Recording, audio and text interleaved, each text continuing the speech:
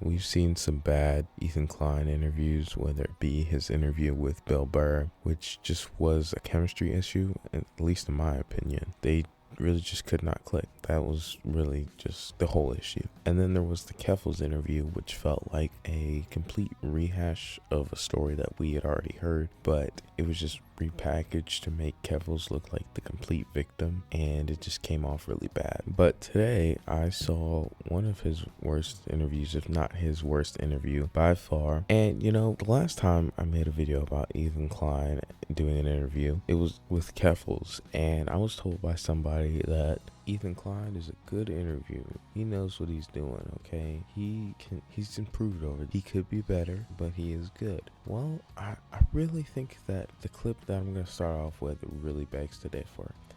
And I'm going to play it for you, and it's probably the worst that the whole thing gets, but it's just so odd. So here it is.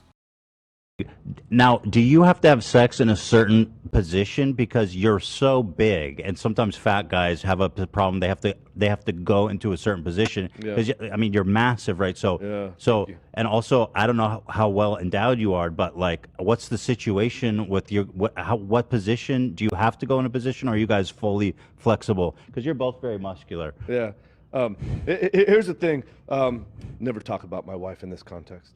So it does feel a little bit weird for this guy to be asking people questions like that. Like, obviously he's trying to be a little bit patronizing, but it's just not funny, and it's just not landing. And that's going to be a big emphasis throughout this video, is that his jokes just don't land. And it's not that he's not funny, because he says some things even now that are at the very least, we'll get like a quick little exhale out of my nose. But something about when he's interacting with people is just so off. And it doesn't make any sense because he has like 30 people working on the podcast now. I saw a group photo of them. There were so many of them. Like, there's tons of people, and it still just felt so awkward. It was hard to even explain. And I'm not saying that I'm the best interviewer on the world, because I really haven't on the world. I'm not saying that I'm the best interviewer, but like, still, you got to be able to like connect with people a little bit better and just frame it as a conversation, because normally when he has somebody like Hassan on, or Trisha, or even his wife, it flows a little bit better because he's more familiar with them. Well, you have to be able to do that with the people you bring onto your show. He even flows better with his staff, and he just can't figure it out with his guests. I don't know how that is going to work out for him, but I hope he does figure it out. Now, we got another clip that I wanted to show. Keep in the fourth ancestral tendon and shield. If you keep your cell phone next to your dick and balls, or that close to you, and you have ionizing radiation, if you're heating up this is in also my pocket right now. Holy shit! And again, these little things, Hassan. It's these little things that all stack No, in when compound. I was younger, I was afraid of that, but I don't know. I just kind of like gave up on that. I don't think that's real. Don't give up on it. You don't think what? Yeah, the Wi-Fi, you think Wi-Fi. But I just said ionizing radiation, right? This is in the literature. There are times when Ethan will bring on a guest and he'll be patronizing them. And I'm like, is this person like stupid? Like, do they not realize that they're getting patronized too? Like, because again, he's trying to be funny here, right? Like, he's not trying to be like rude for rude's sake. Like, he's just trying to mess around and be like, oh, like, it'll radiarize you. And we'll see more of examples of this later on. But like Hassan in the background being like, oh, you know, man, I got it in my pocket right now. Like, obviously I think the Liver King is like a fool. Like, I'm not gonna sit here and be like, the Liver King is so cool and Ethan is such an idiot, and I can't believe that Ethan would ever question the Liver King. No, I think they're both stupid. Also, I think Shield is like something that Liver King is either shilling, or he like runs it, and he has like different pieces of literature put out for like, oh, this is what you should do, and this is why you should eat raw bull testicle, things of that nature. But regardless, like, how do you not hear something like that and go, okay, so they're clearly patronizing me, which anyone would if I walked into an interview shirtless. Which, I mean, the guy is ripped. I'm not saying he looks horrible without his shirt on, but still, it's like, why are you not wearing a shirt? Like, what are we doing here? You know? Let me ask you this. I understand that you don't wipe your asshole. Is that true? Most of the time, that's true. Yeah. So I find that really interesting. Your shits are just really like clean. They're clean. They're crispy.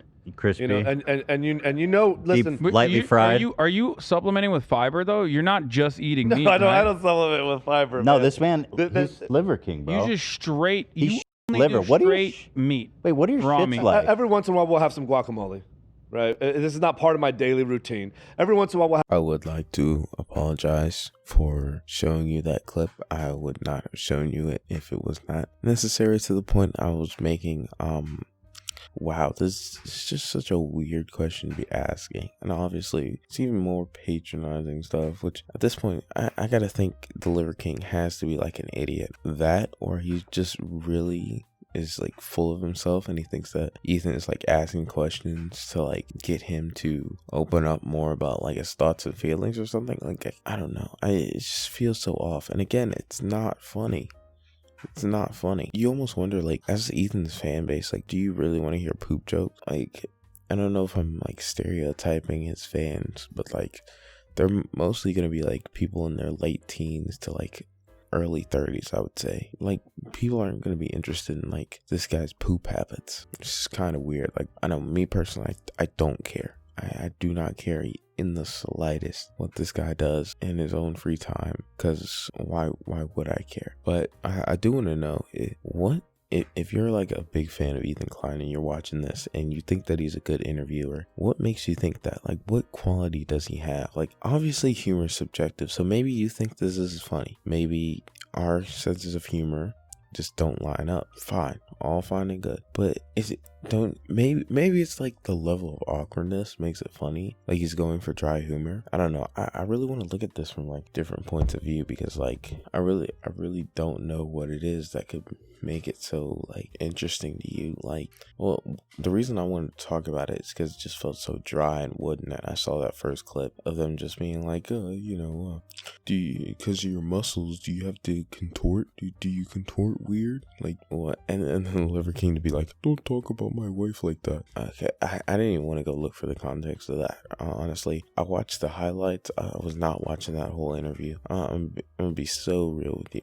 A lot of times I like to do full research. This isn't really a serious topic. Okay, it's the Liver King. Funnily enough, on Twitter, they're talking about how he was really short. And when you take a look at the picture of him, Hassan, and Ethan, he is pretty short. Like, not like, look at the little manlet, but he's pretty small. And that really surprised me, genuinely, because in all those pictures, he looks like a behemoth. Like, he looks like he's like a good 6'3", 240. Like, that is not like a small man. But when you see him, he's still obviously jacked. But Ethan Klein's like not 6 feet tall, so Liver King's probably like anywhere from like 5'9" to 5'7", which there's nothing wrong with that, you know. And shout out to the short kings out there, but it just is really an interesting contrast. I really thought that he was like this huge guy. I don't know what. Maybe it's just how the pictures were taken of him like out in the forest, or maybe it was like some sort of a subconscious thing with me, like thinking, oh well, he's out in the forest doing all these outdoorsy things, he must be this big, tall, superhuman guy, when in reality he's just a normal guy. I don't know. All in all, this really has been the worst interview of Ethan I've seen, at least. Now, there may be like a worse one that like happened earlier on in Ethan's career, but it was like not as bad then. It's just made worse now by how he is now. But I don't know. And I'm not one of those people that was like, oh, Ethan was so good during his commentary phase. Then as soon as he started the podcast, it just went straight down. Because I think that there's a lot of good out of the podcast. I really think that once the podcast started becoming like more in person, and they started hiring more and more people, and it just felt less and less organic, and it felt more like H3, and it felt less like H3 and more like H3000. Like, there were so many people, like I talked about in that group picture. There's too many not Ethan or not Elas, and not enough Ethan, not the real Ethan. And Ethan, unfortunately, because he's going through all these mental health issues and all these, personal issues, he has to like watch himself and not say things in ways that he would like, and oftentimes he says things that are offensive or just plain wrong, and then his fan base comes after it. And a lot of people, every time his fan base comes after him are like, oh, you know, it just points back to that Jordan Peterson quote of your fan base setting higher and higher expectations for you, and then you fall. And then it's like, well, yeah, maybe, but like there's still more to it. Regardless of his, you know, falling on the political spectrum or any type of ideal, like if he did something that people didn't agree with, they would let him know. Because that's what happens with anybody. That happens with Sydney Watson, it happens with Hassan, happens with Turkey Tom, happens with Augie RFC. You know, it happens with everybody. That just comes with how it is. But there really does feel like there's this decline in quality. And it's almost like a superiority complex from Ethan, where he's like, oh, I'm smarter than you. I don't work out, you know? And I'm not saying that everybody has to work out, because if you don't want to work out, cool, that's okay, you know, you do what you want to do with your life. But that for you to turn around and be like, you dumb meatheads, I'm gonna bring you on my show and I'm gonna be patronizing to you and not even make it funny, that's really the worst part. Like, if you're gonna bring an idiot on and not make it funny, like when Hassan debated Andrew Tate, I was like, oh, okay, this is kind of funny. I really don't care who wins this debate. It's Hassan and Andrew Tate. That rhyme. But like, it is what it is. I don't care. But then for Hassan to act like he made the serious debate when he was just trolling the whole time was just really weird, and it rubbed me the wrong way. I was like, but you were trolling. Like, I thought you were trolling him. Like, I thought you meant to just make him frustrated and then leave, and then you acted like you defeated him completely through logic. Like, did I miss like a step or two here or something? I don't know. But yeah, that wraps up everything I wanted to talk about. Thank you all so much for watching. Goodbye.